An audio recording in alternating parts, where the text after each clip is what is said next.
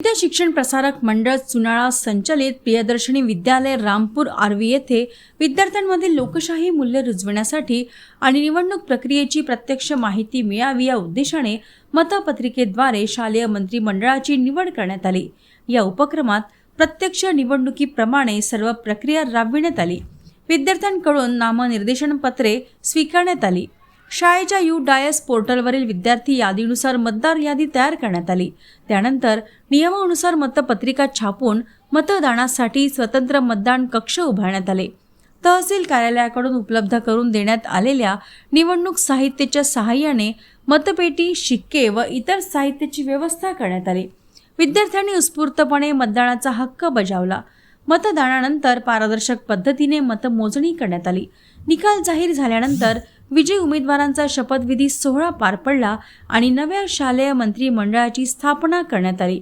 निवडणुकीत मुख्यमंत्रीपदी अंशुल परचाके, उपमुख्यमंत्रीपदी वीरेन बोबडे, आरोग्य मंत्रीपदी कुमारी रेणुका महाकुलकर, स्वच्छता मंत्रीपदी शिवम काळे, शिक्षण मंत्रीपदी कृतिका देठे, सांस्कृतिक मंत्रीपदी समीक्षा पारखी आणि क्रीडा मंत्रीपदी म्हान अरविंद आंभोरे यांची निवड करण्यात आली। परिवहन मंत्रीपदी साहिल कुकणकर व सहल मंत्रीपदी मनीष आसवले यांची बिनविरोध निवड झाली। निवडणूक निर्णय अधिकारी म्हणून मुख्याध्यापक MN थिपे, सहाय्यक निवडणूक निर्णय अधिकारी म्हणून ML मंदे, मतदान केंद्राध्यक्ष म्हणून ज्येष्ठ शिक्षक NN ठाकरे, तर मतदान अधिकारी म्हणून RU वाघाळे, कुमारी MW नंदुरकर आणि NR मुसळे, IG वाघमारे, प्रफुल्ल ठाकरे यांनी जबाबदारी पार पडली।